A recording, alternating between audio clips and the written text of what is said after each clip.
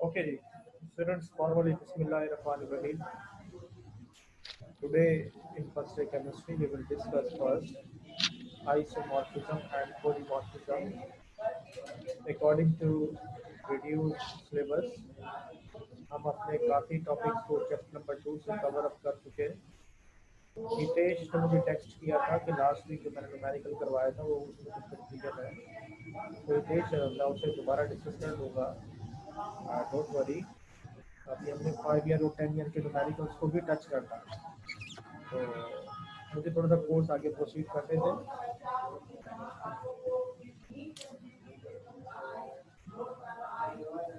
Voice clear आ रही है आप लोगों को? तो मुझे सिलेबस को आगे लेके चलने दें। आइसोमॉर्फिज्म एंड पॉलीमॉर्फिज्म हमारी रिक्वायरमेंट है। फिर इसके बाद इंशाल्लाह हम जब रिव्यू में जाएंगे तो मैं दोबारा करवा दूंगा।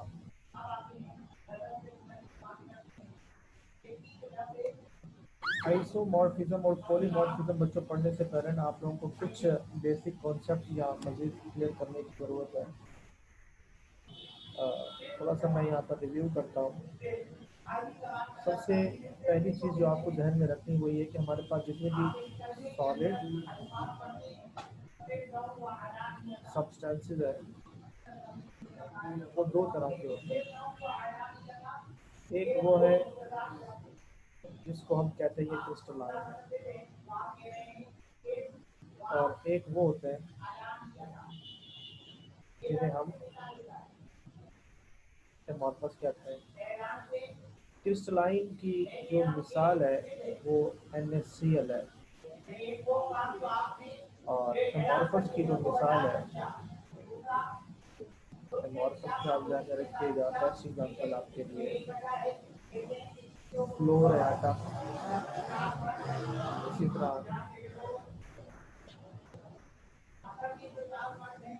कैल्शियम सल्फेट है। क्रिस्टलाइन के बारे में आपको जो चीज़ ध्यान में रखनी है वो ये है कि इनकी कोई ना कोई स्पेसिफिक ज्योमेट्रिकल शेप होती है। स्पेसिफिक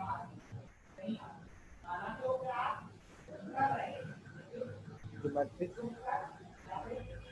शेप होती है, और एमॉर्फस की कोई भी ज्योमेट्रिकल शेप नहीं होती। ये जो ज्योमेट्रिकल शेप्स की मैं बातें कर रहा हूँ, इसमें आपको ये बात समझने की ज़रूरत है कि मैं डिस्कस करता हूँ आपसे सबसे पहले क्रिस्टल ऑफ NaCl। ये जो क्रिस्टल ऑफ NaCl होता है ये क्यूबिक होता है। क्यूबिक उसकी ज्योमेट्रिकल शेप का नाम है। ये किस तरह से वजूद पाएगा इसकी मैं डायग्राम बना के आपको शेयर करता हूँ।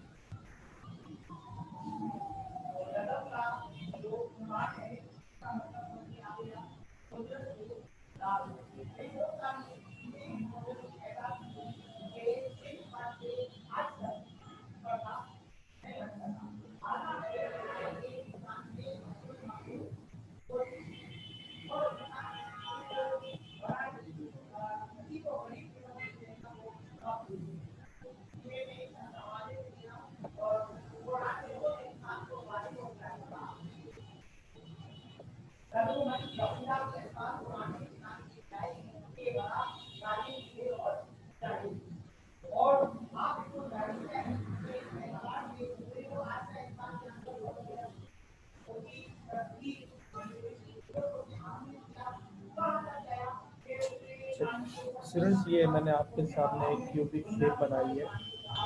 इस क्यूबिक शेप में ये जो कॉर्नर है, इन कॉर्नर्स पर पॉजिटिव और नेगेटिव आइंस।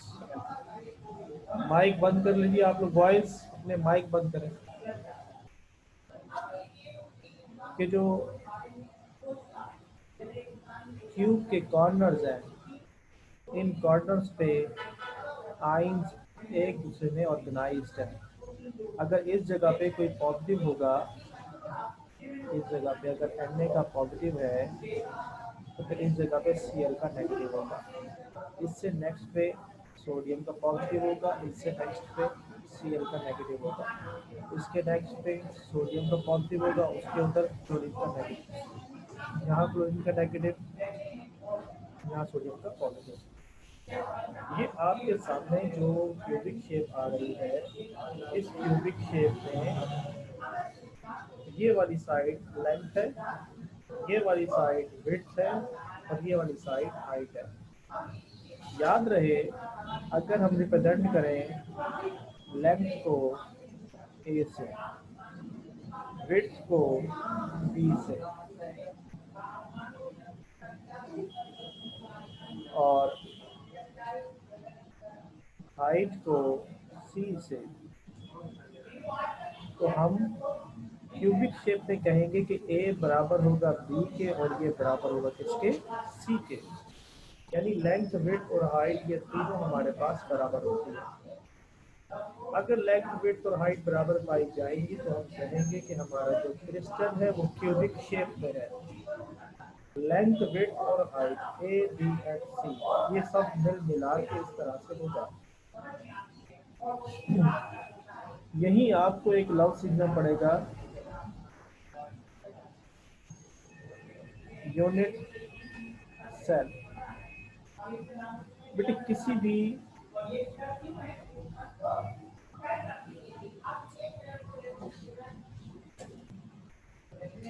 क्रिस्टलाइन सॉलिड में याद रखिएगा, इसकी जो बिल्कुल बेसिक पार्टिकल होता है,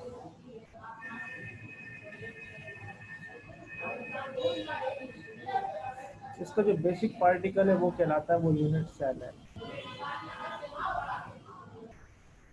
और वो जो यूनिट सेल है उसकी बहुत सारी टाइप्स हो सकती हैं।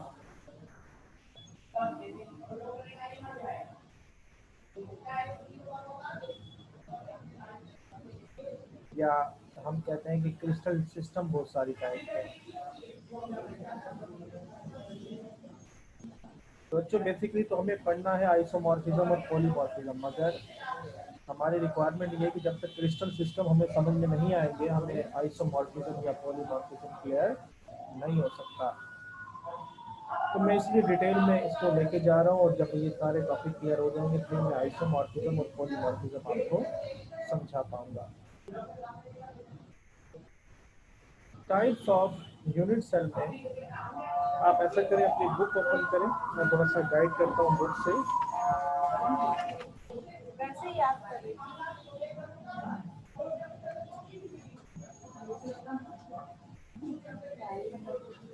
हमारे पास नंबर 1 जो है वो क्यूबिक सिस्टम है। क्यूबिक सिस्टम में मैंने अभी आपसे कहा कि इसमें लेंथ, विड्थ और हाइट बराबर होते हैं। इनमें अल्फा, बीटा और गैमा बराबर होते हैं, जिसकी कीमत 90 होती है।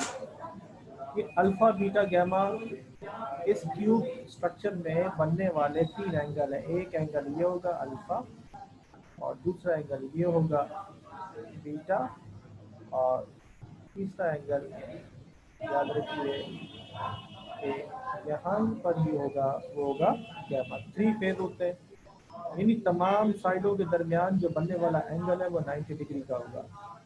क्यूबिक सिस्टम की ये पहचान है। और क्यूबिक सिस्टम की जो एग्जांपल्स हैं वो आप बुक से, मैं पेज नंबर यहाँ लिख रहा हूँ, या टॉपिक बुक से पढ़ना है। ये आपका पेज नंबर है 66। यहाँ से आप इसकी एग्जांपल भी निकालें। दूसरा जो हमारे पास सिस्टम है इसका नाम है टेट्रागोनल। टेट्रागोनल में लेंथ और विड्थ बराबर होती है, यानी ए बराबर होगा बी के, मगर हाइट बराबर नहीं होती, तो हाइट के लिए मैंने लिखा है not equal to C. Angle alpha और बीटा और गैमा तीनों ही बराबर है, और ये भी 90 डिग्री है। इसकी भी एग्जांपल आप बुक से खुद नोट करेंगे। तीसरी जो चीज़ है वो है ऑर्थोरॉम्बिक सिस्टम। ऑर्थोरॉम्बिक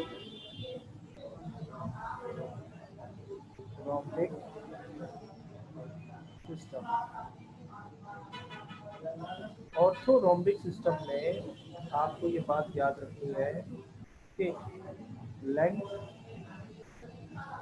विड्थ और हाइट तीनों बराबर नहीं होंगे। अल्फा, बीटा और गैमा तीनों 90 के होंगे। यानी एंगल तो वही रहा, 90 का रहा, मगर अब यहाँ पर जो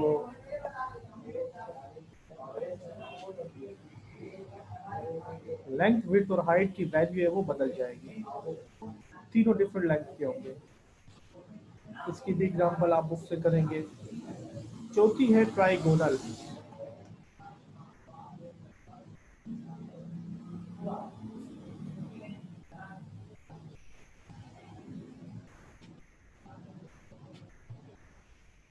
ट्राइगोनल के लिए लेंथ, विड्थ और हाइट ये तो बराबर होंगे, बट अब एंगल बराबर नहीं है। अल्फा, बीटा और जो गैमा है ये तीनों में से कोई एक भी 90 नहीं है। आपस में तो बराबर होंगे बट ये 90 नहीं होंगे।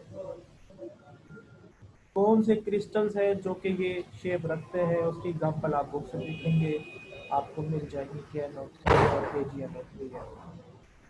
पांचवा है आपके पास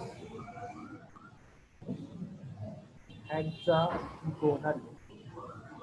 हेक्सागोनल में क्या है कि लेंथ और विड्थ तो बराबर होता है बट हाइट बराबर नहीं होती। इसी तरह दो एंगल 90 के होंगे, मगर जो तीसरा एंगल है वो 120 का होगा। यही वो परसेप्शन है जिसके ज़रिए से आपने इनको याद करना है। और याद रहे कि MCQs में यही आपसे पूछा जाता है कि किस शेप में कौन सा एंगल कितना है और कौन सी लेंथ, विड्थ, हाइट आपस में बराबर होगी। कितने लोग देख रहे हैं? कितने देख रहे हैं लोग ये? रेस, माइक बंद करो अपना। नंबर 6 है हमारे पास monoclinic system. Monoclinic system में कोई लेंथ और विड्थ बराबर नहीं है। तीनों की जो लेंथ और विड्थ है वो अनइक्वल है, बट दो एंगल, एक अल्फा का और एक गैमा का, ये 90 होंगे और जो बीटा वाला एंगल है वो 90 नहीं होगा।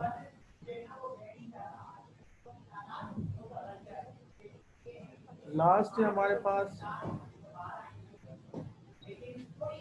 Triclinic system. ट्राइक्लिनिक में याद कर लो कुछ भी किसी के भी बराबर नहीं होगा। अल्फा बराबर नहीं होगा बीटा के, बराबर नहीं होगा गैमा के, और बराबर नहीं होगा ये 90 के, और ए बराबर नहीं होगा बी के, नहीं होगा सी के। तो बच्चों लेट कंक्लूड कि अब तक मैंने आपको पढ़ाया क्या है। आपने यहाँ तक जो डिस्कशन की है जनाब वो ये है कि किसी भी क्रिस्टलाइन सॉलिड में क्रिस्टल्स की कोई ना कोई ज्योमेट्रिकल शेप होती है। वो जो ज्योमेट्रिकल शेप होगी उसकी बुनियाद पर हम क्रिस्टल सिस्टम को डिस्कस करेंगे कि हमारे पास जो क्रिस्टल सिस्टम है वो 7 तरह के हैं। पहली टाइप मैंने कहा कि क्यूबिक है, दूसरी टेट्रागोनल, तीसरी ऑर्थोरोम्बिक, चौथी ट्राइगोनल, पांचवी हेक्सागोनल, छठी मोनोक्लिनिक सिस्टम और सातवीं है ट्राइक्लिनिक सिस्टम। यूनिट सेल किसी भी क्रिस्टल सिस्टम की यूनिट है। हर क्रिस्टलाइन सॉलिड में उस सिस्टम की यूनिट सेल जो कि इन 7 में से किसी एक नस्ल की होगी वो मिलियन की तादाद में रिपीट होती है। यूनिट सेल जितनी भी रिपीट हो जाए सब की सब एक जैसी होगी, उनकी टाइप एक जैसी होगी, उनकी लेंथ और विड्थ एक जैसी होगी, उनके एंगल एक जैसे होंगे, उसमें कोई तब्दीली नहीं आ सकती। यूनिट सेल की टाइप जो मैंने आपको 7 बताई है, ये पेपर में एमसीक्यू इसमें से एक जरूर आएगा। NaCl का जो मैंने क्रिस्टल सिस्टम आपको जिस तरह डायग्राम में बताया है, इस तरह की डायग्राम्स आपको बुक में मिलेगी, पेज नंबर 66 और 65 पे। आपने इसको याद यूं करना है कि क्यूबिक सिस्टम में लेंथ, विड्थ और हाइट तीनों बराबर है। लेंथ को मैं A से, विड्थ को B से और हाइट को C से शो करता हूँ। दो साइडों के दरमियान एंगल अल्फा, अगली दो के दरमियान बीटा और आखिरी दो के दरमियान गैमा है। तीनों एंगल्स जो है वो 90 डिग्री के होंगे। ये डिस्क्रिप्शन है क्यूबिक सिस्टम की। आपको ये याद करना है, प्लस इसकी शेप बनानी है बुक से, प्लस आपने इसमें जो भी इसकी एग्जांपल्स हैं कि कौन कौन सा क्रिस्टल ये शेप अडॉप्ट करता है, आपने वो एग्जांपल्स भी याद करनी है। टेट्रागोनल में क्या याद करना है कि लेंथ और विड्थ बराबर है, ए और बी बराबर है, मगर हाइट यानी सी जो है वो बराबर नहीं है, और एंगल सब 90 के हैं। ऑर्थोरोम्बिक में ये याद करें कि लेंथ, विड्थ और हाइट कुछ भी बराबर नहीं होगा, सब डिफरेंट लेंथ के होंगे, मगर एंगल 90 का होगा। ट्राइगोनल में क्या याद करेंगे कि लेंथ, विड्थ, हाइट तीनों बराबर है, एबीसी बराबर है, बट अल्फा बीटा गैमा जो है ये 90 नहीं, 90 के अलावा है। 90 के अलावा क्या होगा ये याद ना करें, तो 90 नहीं होगा ये याद करना। हेक्सागोनल में क्या है कि ए और बी बराबर है, बट सी बराबर नहीं है, यानी लेंथ और विड्थ बराबर है और हाइट बराबर नहीं है। इसी तरह से अल्फा और बीटा 90 के हैं, बट जो गैमा है वो 120 का है। मोनोक्लिनिक सिस्टम में लेंथ, विड्थ और हाइट बराबर नहीं है, अल्फा और बीटा 90 के, अल्फा और गैमा 90 के, और जो बीटा है वो 90 नहीं होगा, यानी दो 90 होंगे बट तीसरा 90 नहीं होगा। जो लास्ट ट्राई क्लिनिक सिस्टम है ये फर्स्ट का अपोजिट है। फर्स्ट में क्या है कि ए बी सी बराबर है, ट्राई क्लिनिक में लास्ट में क्या है कि एबीसी बराबर नहीं है। फर्स्ट में है अल्फा बीटा गैमा बराबर है, उसमें है कि अल्फा बीटा गैमा बराबर नहीं है। तो इस तरह से आपने याद करना है। पहले बच्चे जल्दी से मुझे बताओ ये क्रिस्टल सिस्टम आप लोगों को समझ में आ गए? If anyone have some question then you please may ask now. Sir No आ गया, question, sir. Hitesh do you आ गया समझ में। आ गया? यस सर, समझ में आ गया। अच्छा जी, सैयदा किंजा फरीद बेटे यस सर। समझ में आ गया आपको? Yes sir. तो नीरव को लेके आओ। आ गया समझ में सबको? अलीजे जावेद, अलीजे जवाद, जी सर। क्लियर है बेटे? Yes sir. Urooj Farooq, Urooj Farooq clear है सर। जी। ओके। अच्छा अब मेरी बात सुनो बच्चों, आपने आज के अब तक जो मैंने टीचिंग की इसमें जो चीज़ पढ़नी है ना, वो ये है कि सबसे पहले तो आप ये पढ़ेंगे कि यूनिट सेल की डेफिनेशन क्या है। इसके जो रिटन नोट्स है मैं कोशिश करता हूँ कहीं से अरेंज करने, वो मैं आपको व्हाट्सएप प्रोवाइड कर दूँ। अगर ना हो सका तो कल की क्लास में या इसके नोट्स में लिखना होगा कुछ सही, ताकि वो टॉपिक भी आपका मुकम्मल हो जाए। आइसोमॉर्फिज्म और पॉलीमॉर्फिज्म मैं अब आपको पढ़ाना शुरू करूँगा। ठीक है जी, जल्दी से अपनी बुक सामने रखिएगा। बुक है आप लोगों के पास?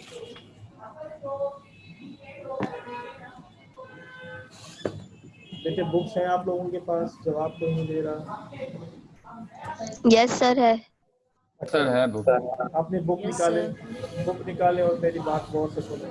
पेज नंबर आपको निकालना है 64, पेज नंबर 64।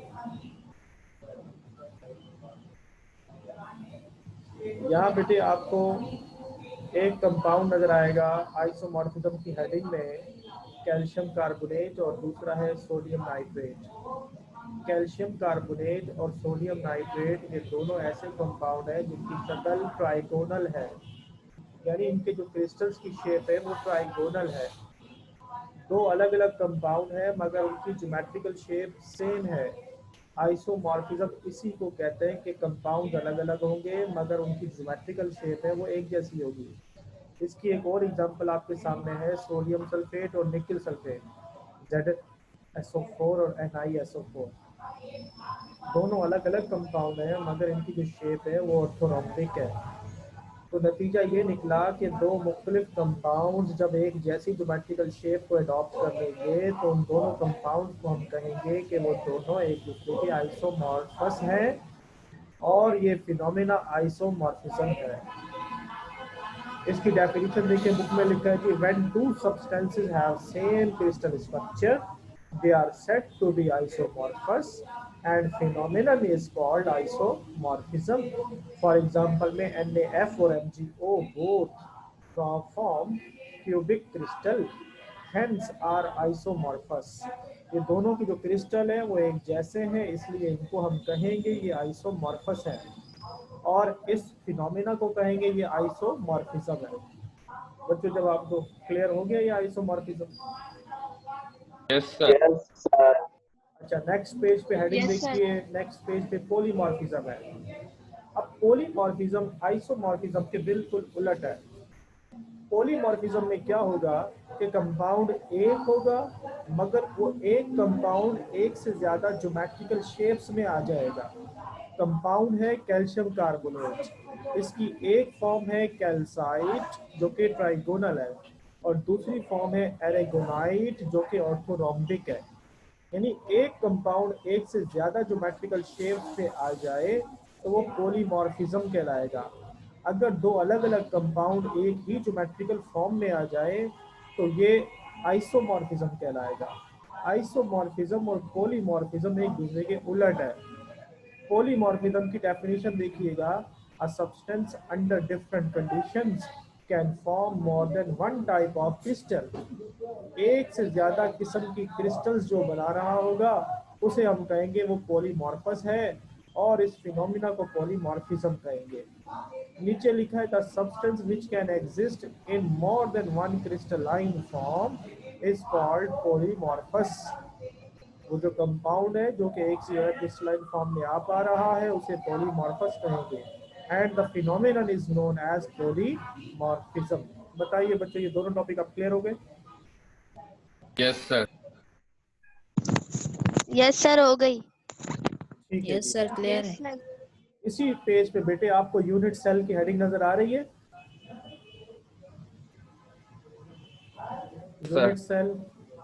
यूनिट सेल में डायग्राम देखिए आपको 2.31 वही नजर आएगी जो मैंने स्क्रीन पे बनाई है। इसमें लिखा है कि crystal is formed by a large number of repetition of basic pattern of atom ion और मॉलिक्यूल्स इन स्पेस। इसी को हम कहते हैं वो यूनिट सेल है। The basic structural unit which when repeated in three-dimensional generates the crystalline structure is called a unit cell। ये पूरी definition है इसकी। A unit cell has a definite geometrical shape। वो जो unit cell है उसकी definite shape होती है and hence is defined on the basis of, लिहाजा इसको हम define करते हैं on the basis of किसकी?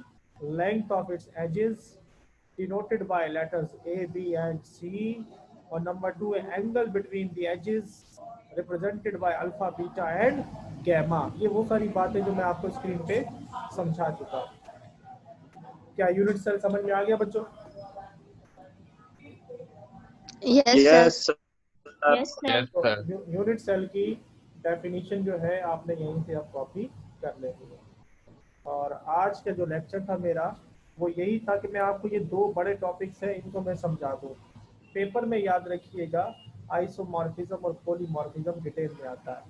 आइसोमॉर्फिज्म और पॉलीमॉर्फिज्म आपने बुक से याद करना है। जितना कुछ भी बुक में गिवन है सारा आप बुक से याद करेंगे। प्रॉपर्टीज ऑफ आइसोमॉर्फिक कंपाउंड भी यहाँ गिवन है, ये भी आप यहीं से करेंगे। प्रॉपर्टीज यहाँ देखो, जो पहली है वो मैं एक्सप्लेन कर देता हूँ। पहली है कि they have different physical and chemical properties. Isomorphous में भाई जब कंपाउंड ही वो डिफरेंट है तो उनकी फिजिकल और केमिकल प्रॉपर्टीज भी डिफरेंट होंगी। दूसरे में लिखा है कि they have same empirical formula, यानी उनकी जो रेशियो है वो सेम आएगी। जैसे NaF है और MgO है Na एक है, F एक है, Mg एक है, O एक है, तो रेशियो इनकी 1:1 की है। तीसरा है when their solutions are mixed they form mixed crystal, यानी जब इनके सोल्यूशन को मिक्स कर देंगे और दोबारा कभी क्रिस्टल बनाएंगे तो उस क्रिस्टल के अंदर ये दोनों शामिल हो जाएंगे, एक कोई नहीं होगा। चौथी है दे शो प्रॉपर्टी ऑफ ओवरग्रोथ। ये ओवरग्रोथ की जो प्रॉपर्टी है ये क्या है? If crystal of one substance is suspended in saturated solution of other substance, the crystal of latter begin to grow over the former in similar pattern। ये जो चौथा पॉइंट है ये मैं आपको समझाता हूँ। ये जो चौथा पॉइंट है ये आपने देखा होगा, एक ऐसा मैजिशियन क्या करता है कि आपके सामने पानी का गिलास लेके खड़ा होता है और थोड़ी ही देर में वो आपको जो दिखाता है कि जो पानी एक घंटे में सारी स्नो बन जाती है, बर्फ बन जाती है। ऐसा मैजिक जो आपने देखा होता है वो यही केमिस्ट्री है हमारी, कि उस पानी में बेसिकली किसी भी कंपाउंड का सैचुरेटेड सॉल्यूशन होता है और उसके हाथ की उंगलियों पे उसका सॉलिड कंपोनेंट लगा हुआ होता है। जैसे ही सॉलिड कंपोनेंट उसके सॉल्यूशन को टच करेगा तो एक ही दम, एक ही घटने में सारे के सारे जो लिक्विड में मौजूद पार्टिकल्स होंगे वो क्रिस्टल में कन्वर्ट हो जाएंगे। क्रिस्टल में जैसे वो कन्वर्ट होंगे तो वो आपको बर्फ की तरह, स्नो की तरह नजर आएंगे। तो ये है वो एप्लीकेशन हमारी केमिस्ट्री की जो बड़ी ही खूबसूरत है। तो लास्ट में बच्चों को आज की क्लास से क्वेश्चन है तो बेटे पूछिए। ये फोर्थ प्रॉपर्टी समझ नहीं आई सही से। फोर्थ प्रॉपर्टी ओवर ग्रोथ वाली यही है जो मैं आपको समझा रहा हूँ कि किसी भी क्रिस्टलाइन सब्सटेंस का पहले आप सैचुरेटेड सॉल्यूशन बनाएं, उस सैचुरेटेड सॉल्यूशन को जैसे ही सॉलिड उसका टच करेगा तो वो फौरन से लिक्विड से सॉलिडिफाई हो जाएगा।